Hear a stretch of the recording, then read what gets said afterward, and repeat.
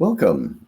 Today I'm joined by Michelle Seager of Tribe to talk about the important issue of strata roles and responsibilities. Welcome. Hello. Nice to be here today, Thomas. Thank you for having me. So glad to have you. This is something we get asked about a lot. And obviously, we're going to spend most of our time talking about the role of the property manager, what they do and what they don't. But before we get into the slides, I thought it would be great to do a quick recap on the role of owners and strata council before we dive into the deeper details. Um, Maybe I'll take a quick stab and you can correct me where I'm wrong, Michelle, but Okay, I think certainly. that owners' roles is to obviously take care of their own unit, to show up at Yes. the AGM, to cast their vote, to elect that strata council, and to pay their strata fees and any special levies. Yes, most definitely. The owners have an obligation to the overall Strata Corporation because they are an owner in the overall Strata Corporation. So it's in their best interest to participate actively in these items that you just presented because in the end, they're the one they individually benefit and they collectively benefit. Absolutely. And they're protecting their investment. They're looking after their home. So that Yes. obviously makes sense. Now, among those owners, there's a strata council elected by the ownership. And the strata's role is to run the affairs, to appoint a strata manager as appropriate, to hold the council meetings, and to deal with bylaw violations, all while acting in the best interests of all owners. Yeah, the Strata Council are the elected officials of the Strata Corporation, elected by the ownership by a majority approval vote. And their role essentially is to manage and oversee the day-to-day operations of the Strata Corporation, ensure that the repairs and maintenance to the building are being properly handled, take care of their common assets, be fiscally responsible in doing so, and ensure that the community is behaving in such a way that everyone's rights are protected under the bylaws. Makes sense. Well, then let's get into the good part, which is the role and responsibilities of a strata manager. I've already introduced us, so I'll pop quickly to what we're going to talk about today. Certainly. This one is a tough one because there is um, a perception of what we do versus what we have actually been delegated to do. And I want to kind of break this down to say that our actual job description and duties thereof is broken down inside the legislative act of the Real Estate Services Act. And it gives us a very specific do's and don'ts list that says what managers can contribute to a strata corporation and what things they cannot contribute and participate in. And it's sometimes very different from what people think we should be doing. And it's important they understand that. So we'll go over some Yes. of those common misconceptions and then get into some frequently asked questions. This is definitely false. The strata manager is not the decision maker of the strata corporation. The decision maker of the strata corporation is the elected official body, the strata council. They decide on what takes place. Right. And you're there to help provide a bit of support and a bit of guidance, but they're Yes. not making the decisions. And I think that's a common misconception. So I'm glad you It started there. is, yes, it most definitely is. And sometimes, some of the topics and decisions that the councils face are not easy waters to navigate through. So it takes the collaboration between the team, the manager doing the research work in the background, obtaining quotes, taking a look at the particular situation, whether perhaps, there was some sort of major incident that took place that caused an insurance. Perhaps there's some legal matters, and oftentimes it takes some research, help the council get to the point of making an informed, appropriate decision for that particular matter that they're dealing with. That makes a lot of sense. So what does the strata manager and what is it that they are doing? You've just touched on it, but lead me through. Yeah. We have, we can attend the council meetings. We can prepare all of the agendas, the minutes, the distribution thereof.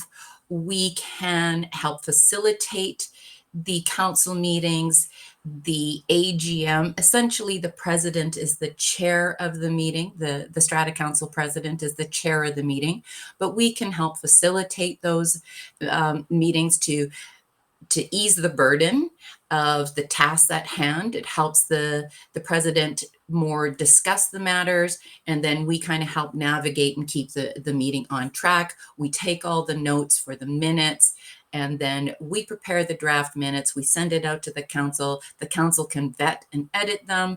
Together, we've decided what the final version is going to be that gets distributed to the owners. We help prepare all the annual budgets and the monthly financial statements, the year-end financial statements, collecting of the strata fees and special levies, paying the strata corporation's bills. There is a large amount of invoicing that happens throughout the year. So the manager helps to make sure that the bills are paid on time, gets the vendors paid, any of those kinds of things. We do we ensure the adequate securing of insurance for the Strata Corporation, keeping all of their records. This is a big job, making sure that we have all of their records in place. The documents are all collective and placed in its proper order. Collecting information for the Form Bs for any conveyancing of units. We handle all of that information for them. The Form F certificates, which is the certificate of payment. Entering and arranging services for the Strata Corporation. So we coordinate vendors and trades, landscaping, electrical services, any of the maintenance, that kind of thing.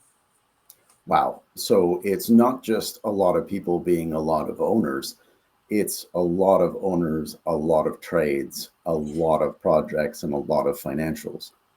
There is a lot of day-to-day finite work that happens, and it's not all happens at the same time. If there is a major project that's going on and you have to obtain 3 quotes, the come with the exact same quote for one thing differently. So their quotes may not compare to one another. Oftentimes the council is now navigating through looking at apples and oranges instead of comparing apples to apples. So that's where we come in and helping navigate them. They come in at different times, so we'll collect them. We'll review them all. We make our recommendation, which helps them to see what was inside of the quote, why the vendor saw them in different ways, and choose which best suits them. Excellent. Excellent. Now, I see you've also made an important mention here because while you deal with lots of stratas, hundreds at Tribe, you also have rental buildings. So together you're referring to those environments as communities and your strata managers as community managers. Yes. Yeah. So the and the licensing is different in BC. There are our regulations and our licensing board separate the licenses down to be individualized. So you must have a rental property manager license in order to manage rental properties. You must have a separate strata manager's license in order to manage the strata corporations.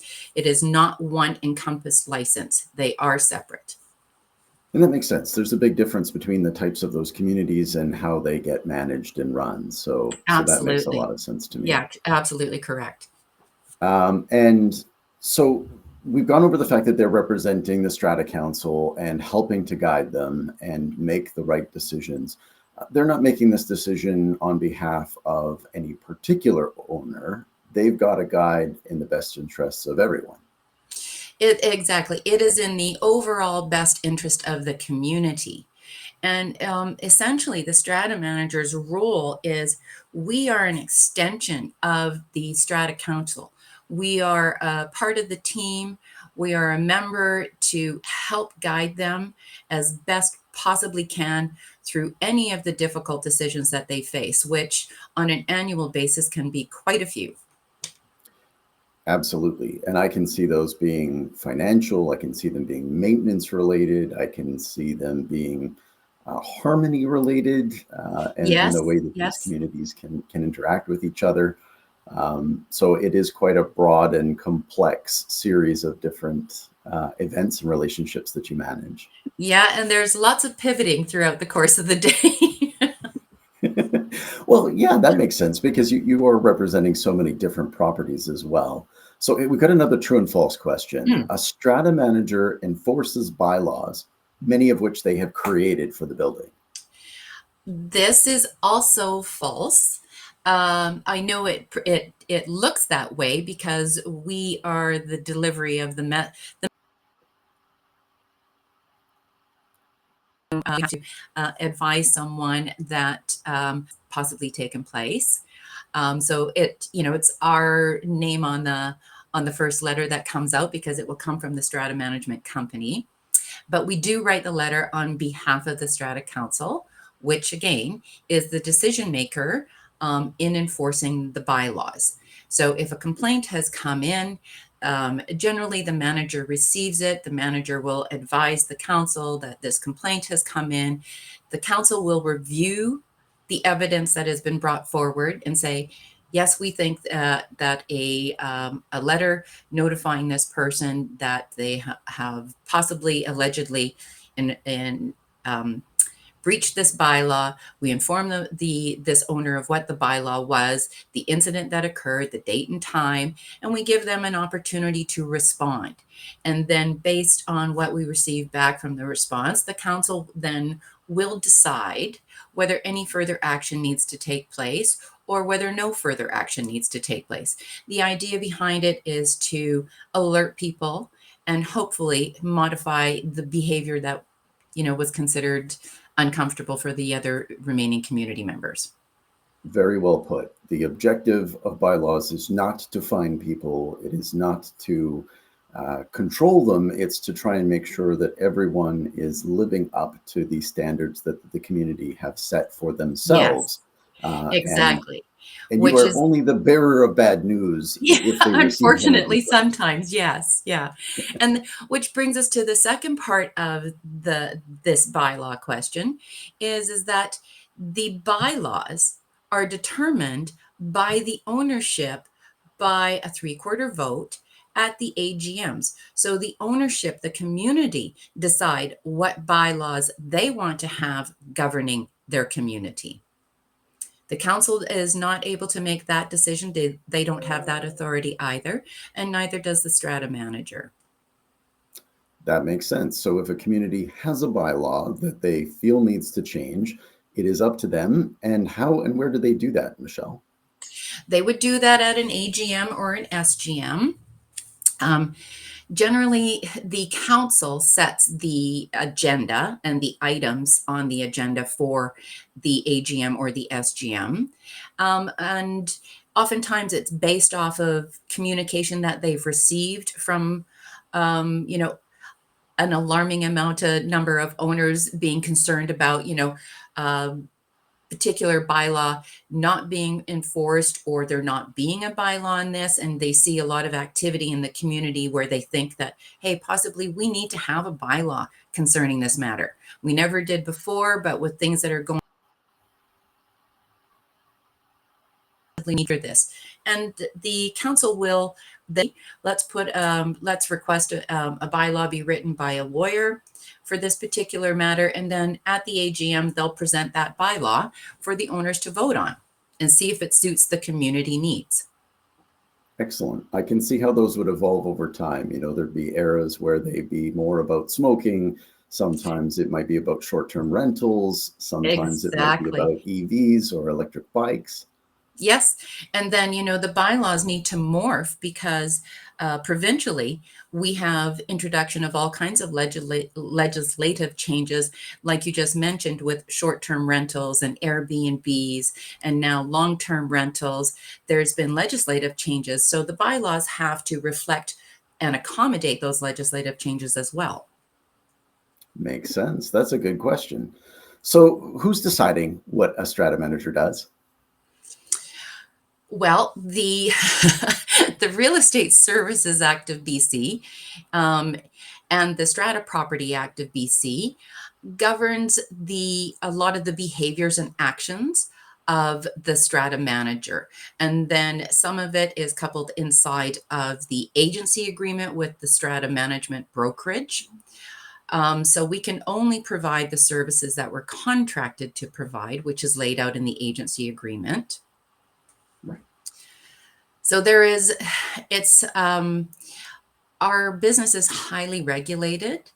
And so it lays out the groundwork in terms of all of the actions that we can and cannot do, what our limitations are, what our permissions are. Fantastic. And before I move on, I'm wondering about the licensing process. It is done through the University of British Columbia at the Sauder School of Business. They are distance education, so you have to be a driven person in order to complete them. They are not easy courses, and they are not designed to be easy courses. The passing grade is very high, and the bar is set very high. So it's very challenging.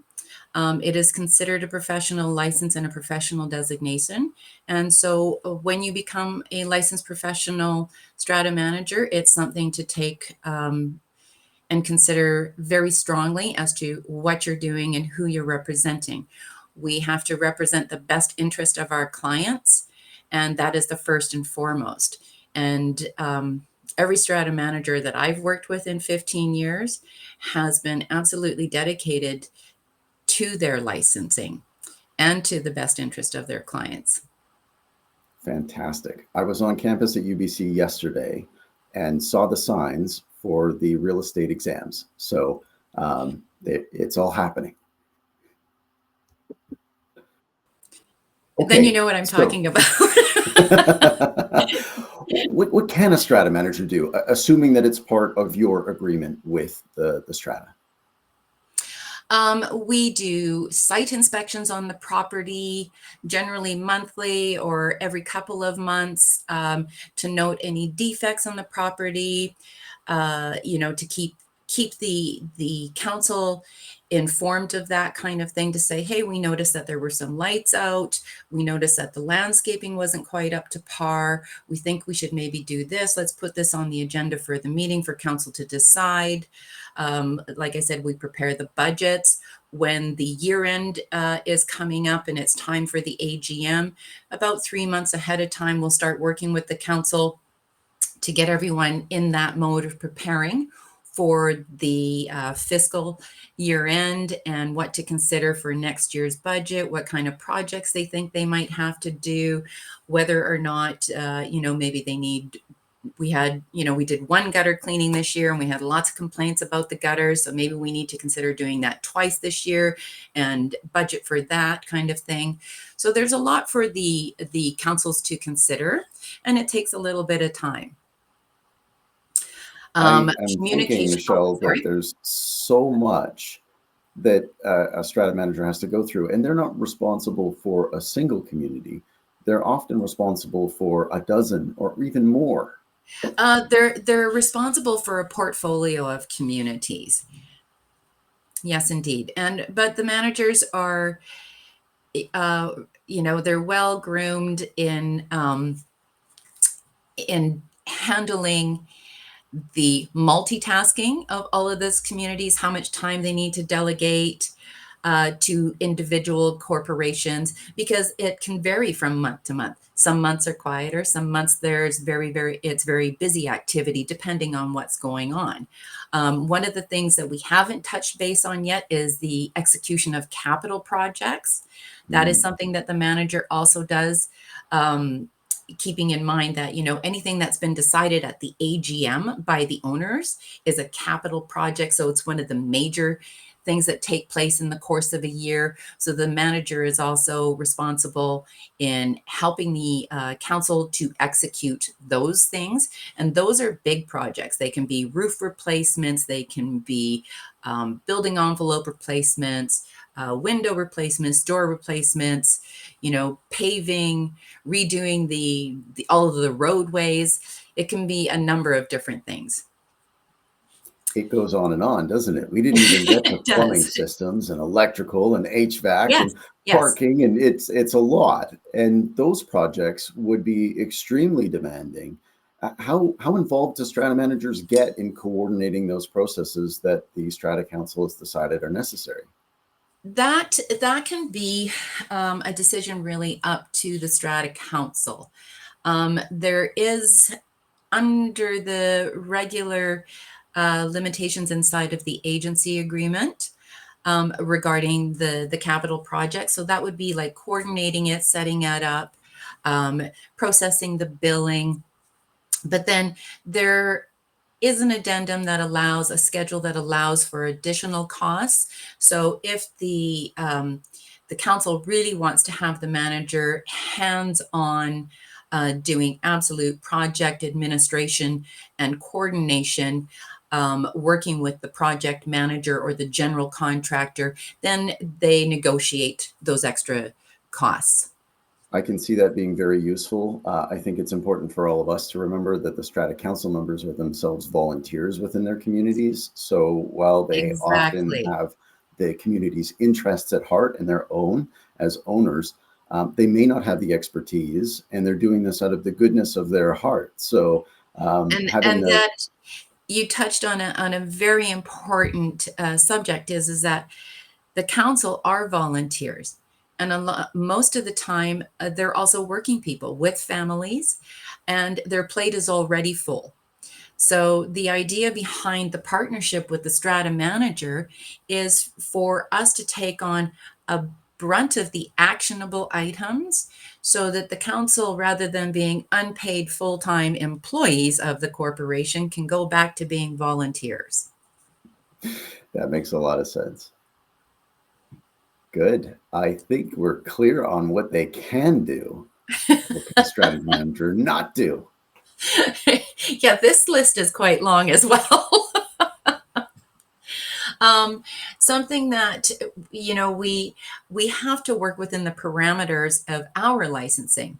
So some of the parameters that we have is, insurance. We're not an insurance agent, so we can't advise properly on how that works, but we have the expert of the insurance rep and their insurance brokerage to help us guide through that, and the adjusters if there isn't a claim.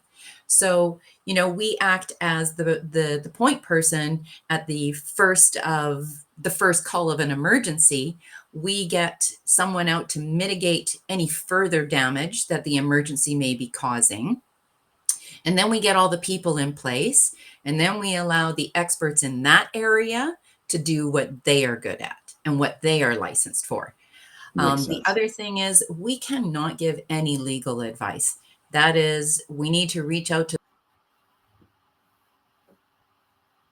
that are experts in strata law to get guidance when it comes to managers. Definitely know when that boundary has reached its point where, hey, I need to reach out and get some legal advice for you. I shouldn't be answering this question.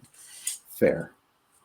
Now, in saying that, under the Strata Property Act and the regulations, we cannot, as managers, act as an arbitrator in any kind of arbitrational proceeding without the consent of all parties.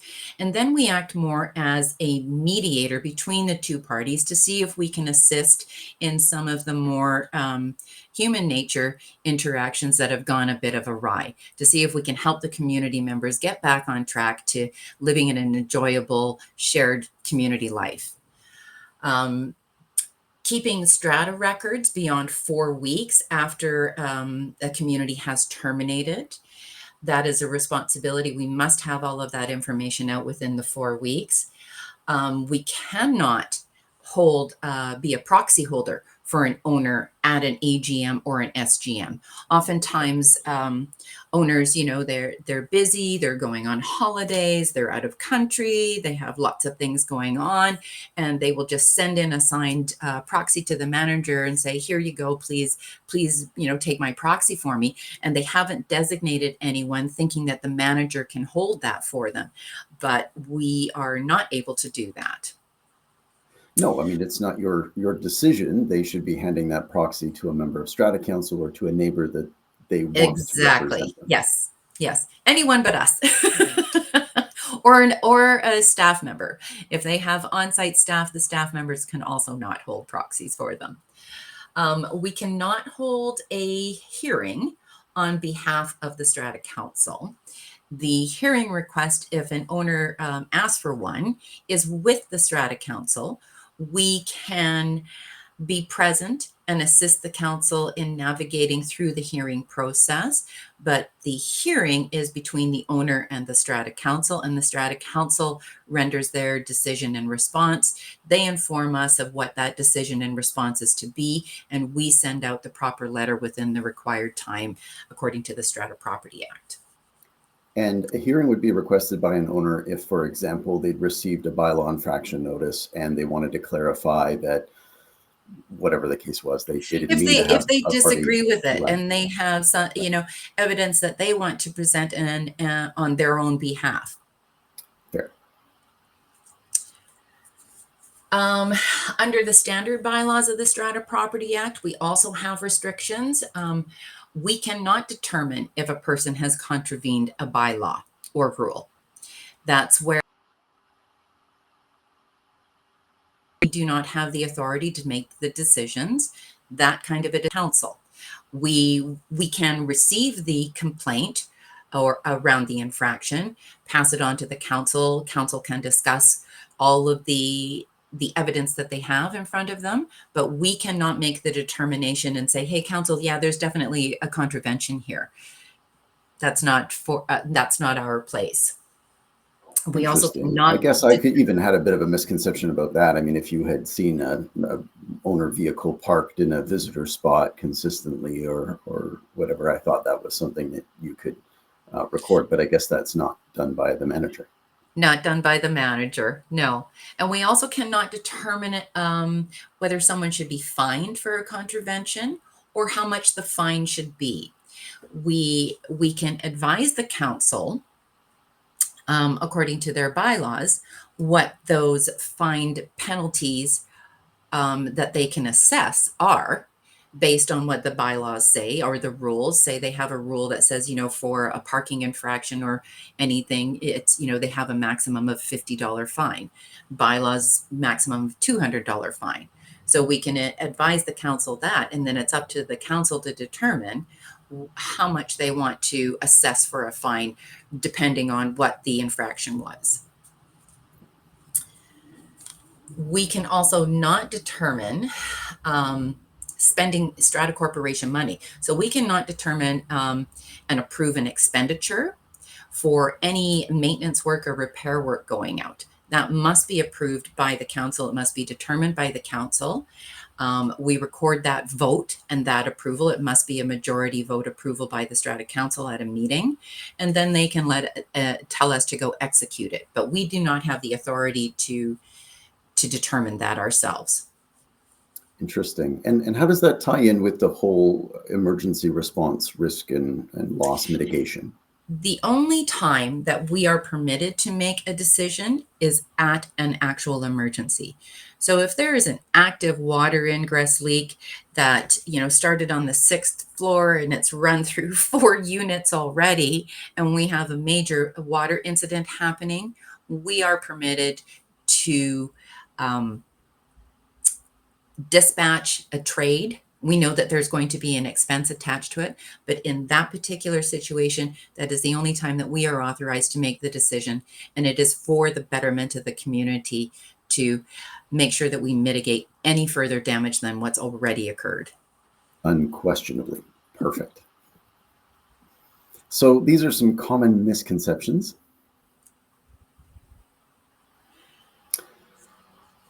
Okay. Okay, so the first one, it says that someone submitted a complaint concerning a resident that repeatedly violated bylaws by smoking in the parking area, along with a request to clean up the accumulated cigarette butts. These issues were only partially addressed, so the manager is useless. And you can, so, and in this particular case, you can empathize with this person. Um, if they've noted repeated violations, um, and they feel that no action has been taken, that's not necessarily the case. If you check the minutes will refer to if this person had sent in a complaint to the council, notified the council that this violation may possibly be taking place. The council would have noted it in the minutes in their decision on sending out an infraction letter. So again, the council, when they enforce the bylaws, it is an attempt to modify behavior that doesn't suit the community. And so this is where, people want the manager to do something about it, and we don't necessarily have the authority to. We have the authority to coordinate it all and help the community, and we will continue to work on that. But it does oftentimes appear that we are not doing something that owners have instructed us to do, which also is a misunderstanding, is that managers can take instruction and direction, but only from the Strata Council. So if owners write in and give us an instruction and tell us to do something, we have to bring that to the Strata Council and have the Strata Council decide and assess on it whether it is something they want us to do, which also then adds a few more layers, make it complicating things, and owners feel that we're not doing what we've been asked to do. Yes. And, the next example is about what is obviously a slow leak into a parking area. And they're saying, why isn't the strata manager doing their job and fixing it? I mean, the last time I checked, no strata manager was supposed to moonlight as a plumber or as someone that could fix, Yeah. slow leaks. They may not actually And want us again, doing that. and you don't have the authority yet from Strata Council. You've got to get that to resolve these sorts It's of got to be issues. investigated. It's got to be assessed. It's got to be determined where the source is, what is actually the problem. And those things take a little bit longer periods of time than most people would like to see. Absolutely. And speaking about taking time, elevator issues, I know that those are not easy fixes when they do go down. And again, the frustration of an owner who is probably having to wait a long time to get up and down on the remaining lift, if they're lucky enough to have more than one, Yes. Yeah. Comes out at you as the managers. And that's not right. Yeah. Happen if an elevator goes down, received an emergency call about it, it is considered an emergency to the building. It stops access for community members. We will contact the elevator company and dispatch to have a certified technician attend and get the elevator up and running. But again, we are at the mercy of the trade and how long it takes for them to get out. I know in the area that I live in, the technicians in Kelowna are dispatched to Penticton all the way up to Kamloops sometimes. So it can take the technician a little bit of time in traveling to get somewhere. Absolutely. And beyond that, you've got all of the issues with parts availability and, more complex issues that can impact them. Depending on what has actually occurred, what's caused the breakdown, yes. So I'm seeing something that I see reflected in a lot of property management Google reviews, which is the frustration is going into the wrong place, and it's being directed at the manager, not necessarily at the correct underlying issue, which is perhaps Strata Council being a bit more conservative with their maintenance, or perhaps not wanting their budget to escalate, and so these sorts of trade-offs are causing frustration. And in our role, we're used to hearing the frustrations of the owners, and it is our job to listen to it. And if All it really takes is to empathize with someone. You never know what people are going through. There may have been, they may have been in a car accident that day, or, something happened at home, or something happened at work. And then they come home and the elevator's down and they got to walk 6 floors. And this is the last straw for them in the course of that day. And if you just sit back and absorb what they're saying from a human nature, you can empathize with people. All of us right now in our society, we're being squeezed so hard. Everything costs more. Everything takes longer. There is less personable services. Everything is going to AI, which AI is wonderful, and technology is a great tool that helps us all out. But for some people, they're missing a human connection. And so the strata manager is that human connection for them.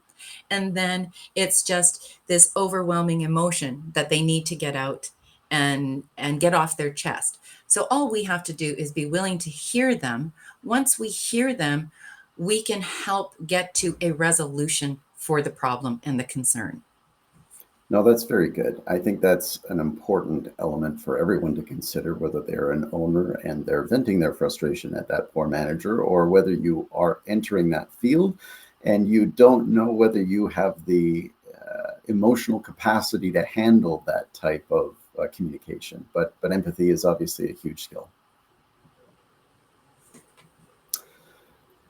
I think you've covered all of these points, Michelle. Should we go on to a couple of questions? Certainly, if there are any, yes.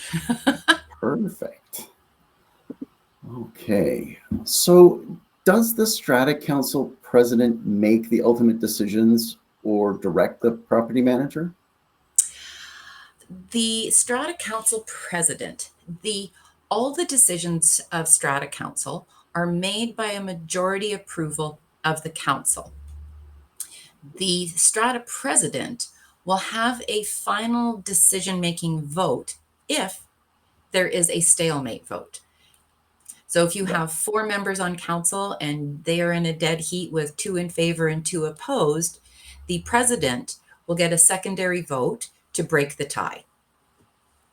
Got it. But otherwise, they're just passing on the wishes of the Strata Council. Yes, yeah, most definitely. They can be the point of contact and liaison to instruct the manager based on the council's decisions. Fantastic. And where do you find that Strata Councils need the most direction? Is it with their budgeting? Is it with bylaw issues? Or is it these major capital projects? It will depend. That's a bit of a loaded question. It depends on the community itself, the design of the community. Some of the communities are very, very complex. They are sectioned. They have a strata corporation section. They've got a residential section. They've got a commercial section. And now on top of it, they've got an airspace parcel. Some of those kinds of buildings, there is a lot of navigation that needs to happen. And it can come down to the budgeting with the ASP and the billings and the payings and who's the remainder, who's not the remainder, who invoices whom, how do we pay it out? So there can be some complicated matters there. In other communities, they're older corporations and they have massive, multiple major capital projects going on, and all of a sudden it's like, well, now we may need to spend $1 million or $2 million overhauling the entire building. How do we do that? That takes a lot of navigation. So it depends on the community and it depends on what we're facing. Amazing. So, in short, the property manager has this super complex role, juggling lots of different stakeholders, lots of different priorities, and somehow trying to ease the burden on the Strata Council of managing and maintaining their communities. That is our goal, most definitely. Great. Well, anyone who's looking to get in touch with Tribe should visit their website. It's there at the bottom of the site. It's Tribe, MGMT, tribemanagement.com. And next week, I will be joined by arborist Cody Juradnik of Paraspace. We're going to be talking about tree bylaws and what types of trees you should be considering for your strata. A little lighter and easier subject, I think, than this week. But thank you so much, Michelle. I really appreciate you Thanks for making the having me, time. Thomas. It was enjoyable. Have a great day. You too. Bye bye.